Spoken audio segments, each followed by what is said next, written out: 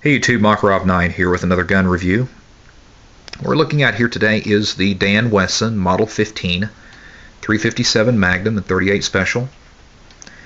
It is the blued version. I think they might have made a stainless version. I'm not real sure. But this blued is a shiny, very shiny blued. And it is a full framed revolver. This is not something that you can easily tuck away in a holster. It has nice full-size target grips on it, which are the standard grips that came with this gun. Dan Wesson logo on the grips.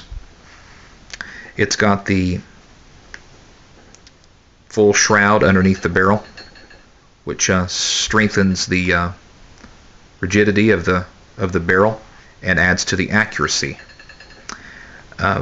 This has been safety checked. I'll show you here. As you can see, your cylinder latch is here, which is a little different from Smith & Wesson's. You can see there's nothing in there. And you can notice the recessed cylinder, which is real nice. And I like that in these older revolvers. But anyway, off topic here for a second, but when you close the cylinder on a revolver that has a hammer, always pull the hammer back, let it naturally rotate the cylinder, and then lower the hammer. That way, that little shiny piece there, the little latch, it lowers the latch and allows the cylinder to turn freely, and you pretty much eliminate the chances of a turn ring here, like you see on most revolvers.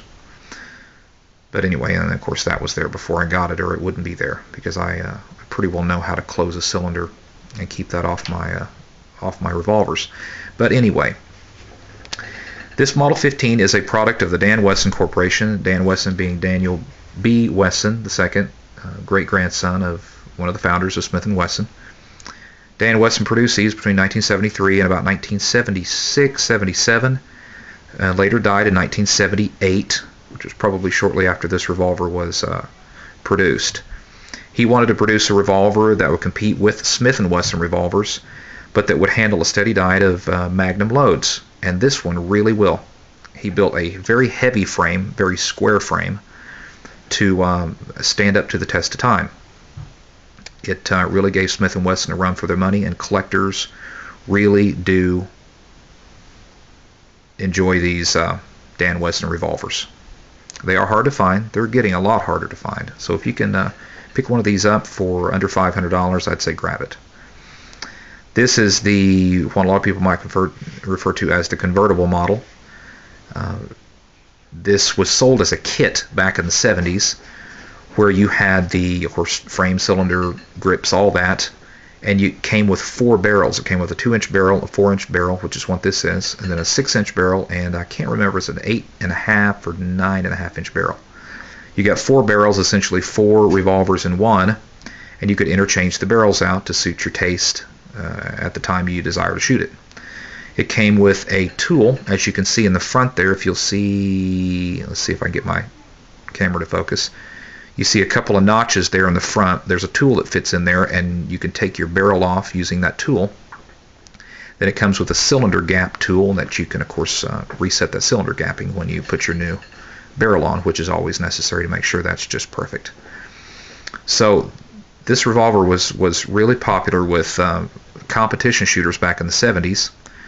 Back in the 70s, you know, we didn't have semi-automatic Glocks and things like that, so competition shooting really was used with revolvers. And they chose these because of the design of the barrel and the shroud underneath the barrel, and it adds rigidity to the barrel. The accuracy with these Model 15s are absolutely outstanding. Some might say that these are the most accurate revolvers ever made. And that was the pitch back in the 70s when these were being sold. And you know what?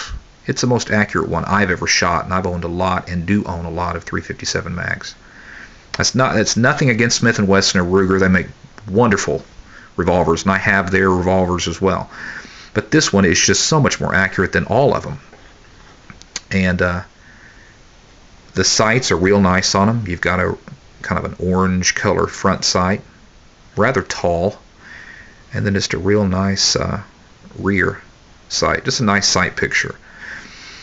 From 25 yards, I can knock down 6-inch round plates with every round fired through this thing, just with hardly any effort at all. And so they were popular with competition shooters back in the 70s. I'll let you see the other side here. See how nice that blued finish is. But these are very reminiscent of the Colt Python, in my opinion. When you look at this, from a distance, it almost looks like a Colt Python because of the squareness of the barrel and whatnot. But anyway, Dan Wesson died in 1978, and the Dan Wesson Corporation took some turns, ups and downs. They had some hard times. So these revolvers are really popular with collectors, and so if you can get your hands on one, you might just want to go ahead and buy it, because you may never know when you find another one for sale.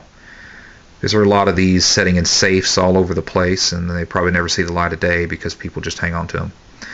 Beautiful revolvers, beautiful shooting revolvers. This is totally stock. Nothing's ever been done to the trigger, hammer springs, nothing like that. It has a very nice double action trigger pull, a very crisp, probably rate that at about probably 4 pounds on the single action trigger pull. Just an incredible shooter, adjustable rear sights, and just a absolute beauty to behold. There it is, the Dan Wesson Model 15 357 Magnum 38 Special. I'll let you take a look at it here. I'll get the camera down a little closer.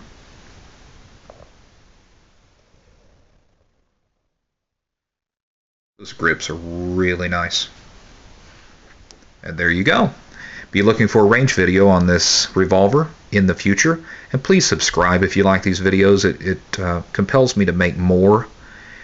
If I see that people don't have interest, then I really don't have interest. I do it for fun, and I'll continue to make more videos if people will subscribe and comment.